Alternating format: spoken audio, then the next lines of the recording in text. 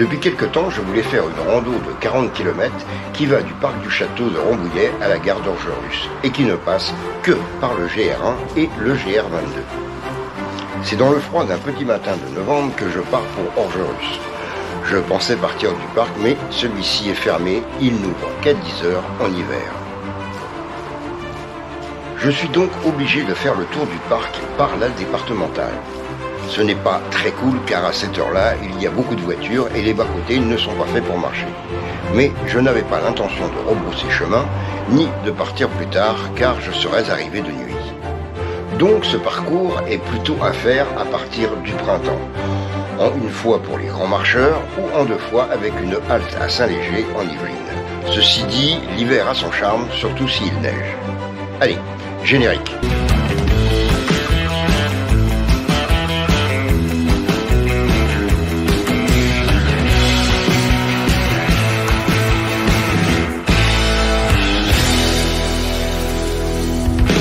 Le circuit du roi de Pendragon démarre sur le GR1 de Rambouillet pour passer à Poigny-la-Forêt, puis à Saint-Léger. Quelques kilomètres après Saint-Léger, nous allons quitter le GR1 et bifurquer sur le GR22, nous diriger vers Gambézeuil, puis prendre la direction d'Orgerus. Pour info, le GR22 est le sentier qui va jusqu'au Mont-Saint-Michel.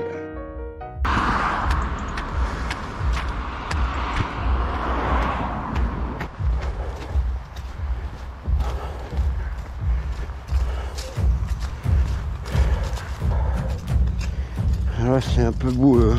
Le début de la rando n'est pas très intéressant. Il est boueux à cette époque et le GR1 entre Gazeran et Le Gâteau est un parcours routier comme le montrent ces images.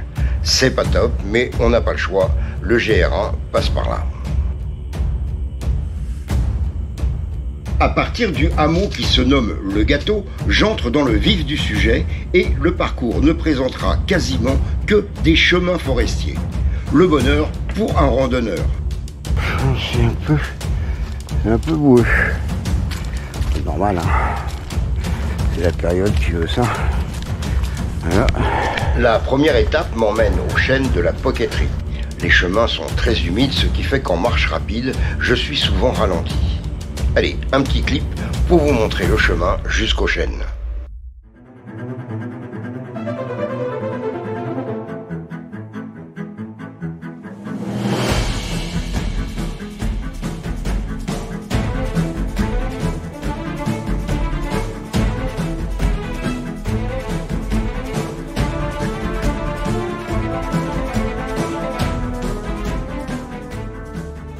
Me voilà arrivé au chêne de la Poquetterie. C'est un arbre magnifique. Sa circonférence est de 4,20 m et sa hauteur fait 22 mètres. Il fait partie des arbres remarquables du domaine de Rambouillet.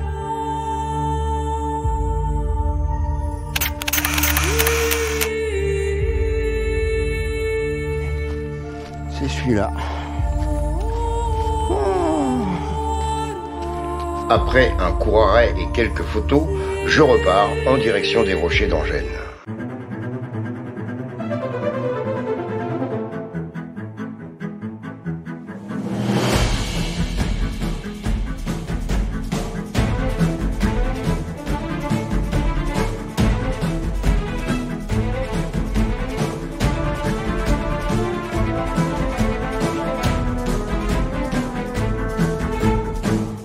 Arrivé au rocher d'Angène, j'ai parcouru 10 km. J'en profite pour faire un petit direct sur Facebook.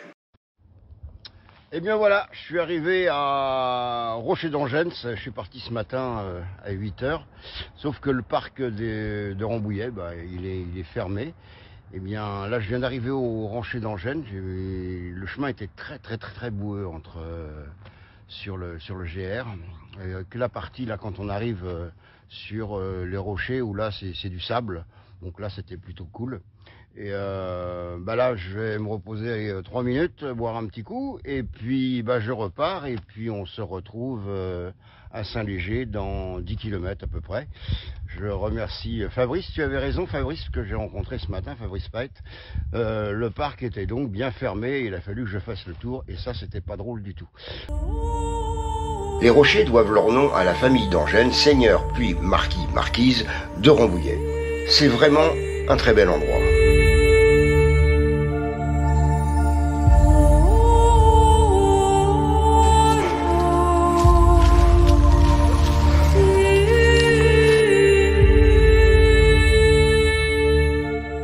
Puis je me remets en route pour l'étang du Roi via la route de la Mouche qui fait partie du GR1. À droite. Donc on prend à droite et nous sommes sur la route de la Mouche. Voilà, un grand chemin au carrefour. Alors en fait, il faut qu'on continue tout droit. Là-bas, nous avons la Croix-Joanne, hein, voilà. Et nous allons aller tout droit, tout droit, tout droit, tout droit, sans nous arrêter, tout droit jusqu'à l'étang.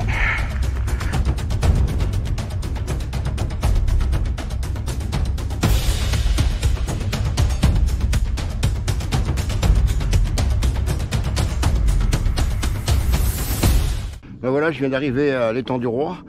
Comme vous pouvez le constater, il est encore à sec. Enfin, j'espère qu'il n'a pas ce problème. En fait, l'étang, il est posé sur une couche de sable et il a une toute petite couche d'argile, ce qui fait son étanchéité. Et la problématique, c'est que si jamais la couche d'argile est percée, et ben l'étang se vide. Alors, je ne sais pas ce qu'il en est.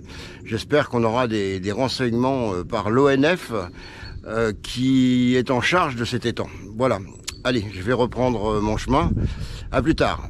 C'est reparti, je quitte l'étang et je vais cheminer sur la route de l'étang du Roi, bifurquer sur la route Gaudronnerie, puis prendre la route de Rambouillet. Sur ce sentier, un arbre à 3 bras, dont un est couché par terre, nous barre la route. C'est incroyable et tellement triste. Je ne pense pas que ce soit le vent qui les fait tomber. Je pense que nous avons affaire à une embolie gazeuse due à la sécheresse de cet été. Cette hypothèse me semble plus plausible car nous rencontrons ces accidents de plus en plus dans la forêt. C'est reparti. Ouais, c'est vraiment très joli, hein. C'est vraiment un beau... Ah bah tiens, je vais prendre une photo avec mon... Je bifurque au carrefour du Gros Chêne pour prendre la route du même nom. Et on est au carrefour du Gros Chêne. Alors où est le Gros Chêne, je sais pas, mais il y a quand même de très beaux chênes. Voilà. Et donc nous allons aller tout droit par là.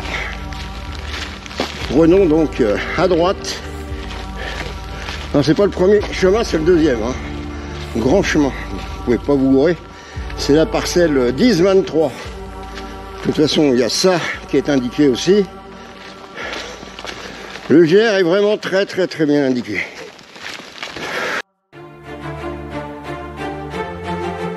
J'arrive enfin au carrefour du Haut-Planète pour prendre la première à droite, soit le GR1 avec ses jolies descentes et montées.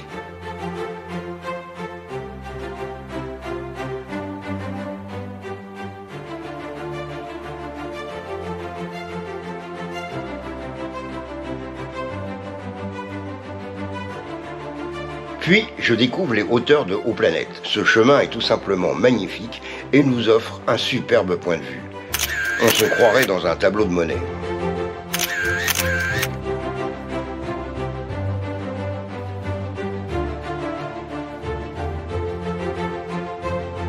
Après ce petit moment d'extase visuelle, nous repartons. Le GR1 dans la forêt de Rambouillet présente une grande variété de types de chemins.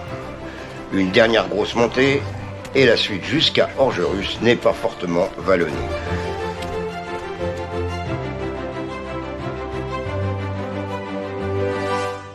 En effet, je passe par des chemins sablonneux assez difficiles en été.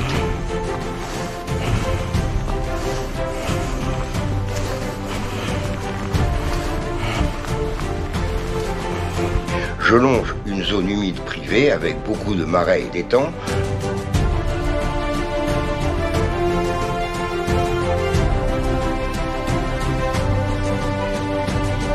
J'emprunte une allée de jeunes pins que j'affectionne et je me retrouve dans un décor forestier très vert et magnifique. On se croirait au Japon.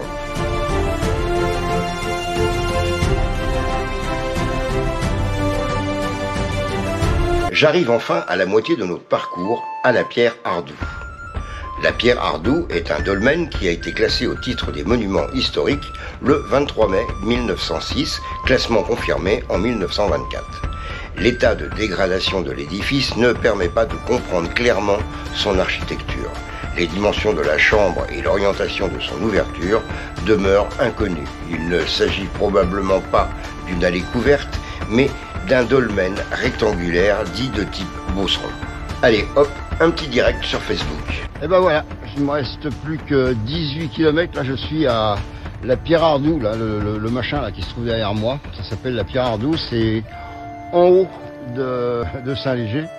Et jusqu'à maintenant, ça se passe pas trop mal. Il y a moins de boue que sur la première partie. Donc en gros, bon, là j'ai un peu de retard parce qu'il est 13h.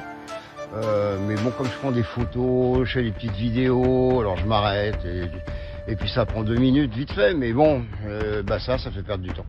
Bon, j'essaie de rattraper en marchant vite, mais bon. Alors le but c'est d'arriver avant la nuit parce que arriver dans la nuit dans les bois, c'est pas cool. Voilà, bon voilà, je redonnerai un petit coucou dans 10 km, voilà. Et puis je vous souhaite un bon appétit si vous n'avez pas mangé et un bon apéro si vous n'avez pas vu l'apéro. Alors moi j'ai que de l'eau, hein, donc je suis devenu sportif presque, hein, voilà. Allez, je vous salue et à plus tard. Donc là on repart. Et c'est reparti par là.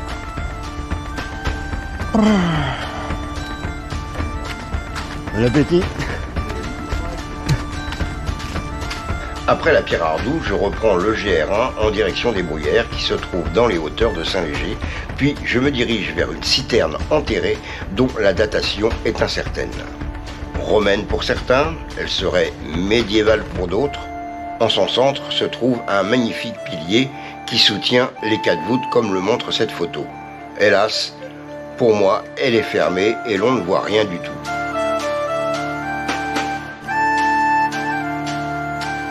Je reprends le GR et me dirige vers le carrefour Bailly. Alors, là. Au carrefour Bailly, après un moment d'hésitation, je m'engage à gauche et je prends la route Monroe qui va me faire croiser le GR22.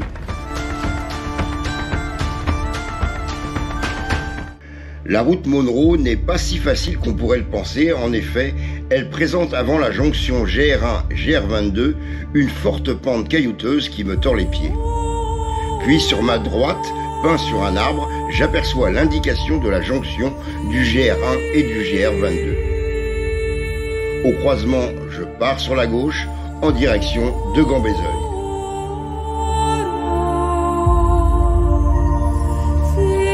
Nous allons longer une magnifique forêt de pins. Puis, nous allons cheminer le long du ruisseau des Ponts-Quentin pendant 2 km. C'est beau.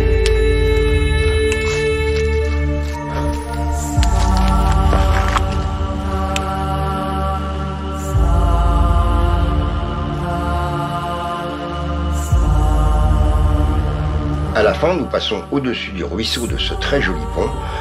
En été, cela doit être très agréable. Ouais, c'est bon.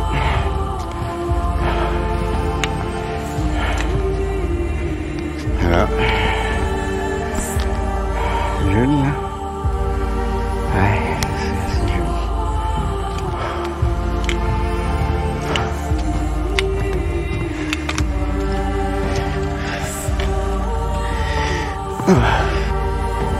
Quelques dizaines de mètres après, nous longeons un petit étang en allant vers Gambézeuil qui se trouve à 700 mètres.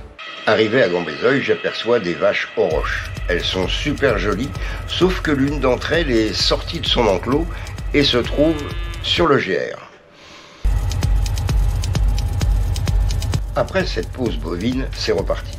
Je passe Gambézeuil pour entrer à nouveau dans les bois, en direction de l'étang neuf qui se trouve à 2,4 km.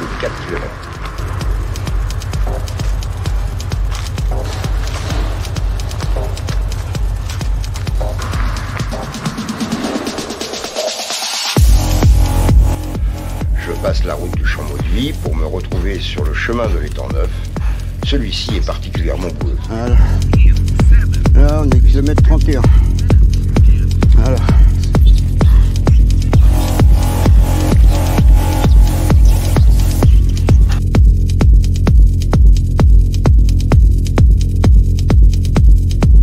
Rue 30 km.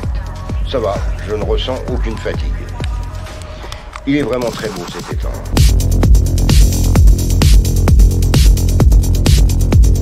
Au poteau de l'étang Neuf, je bifurque sur la gauche, direction le hameau, les Grésillons.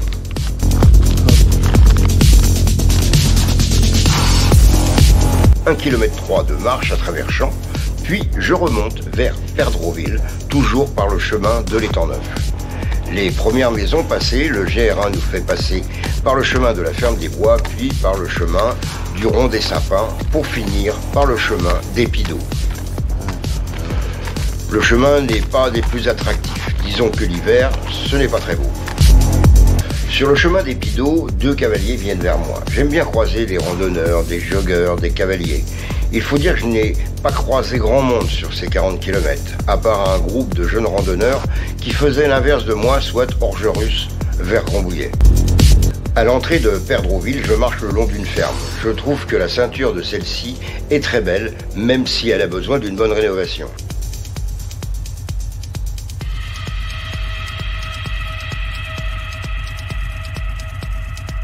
J'entre dans le village, je prends la voie romaine, puis j'enjambe la RN12 grâce à ce pont.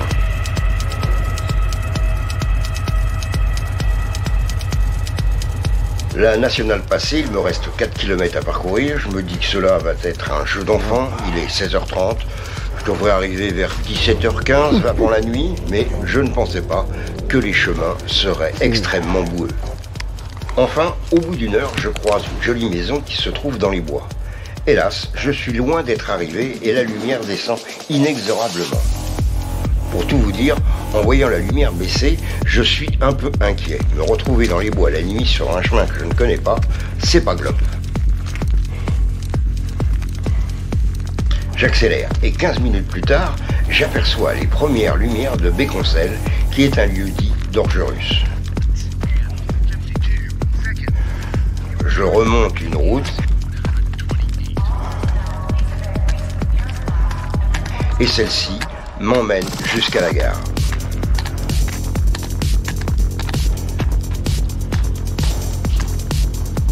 Moi, la gare, elle est loin. Mais non, vous êtes tout droit. Ah bah c'est bon. Vous êtes arrivé là. Merci.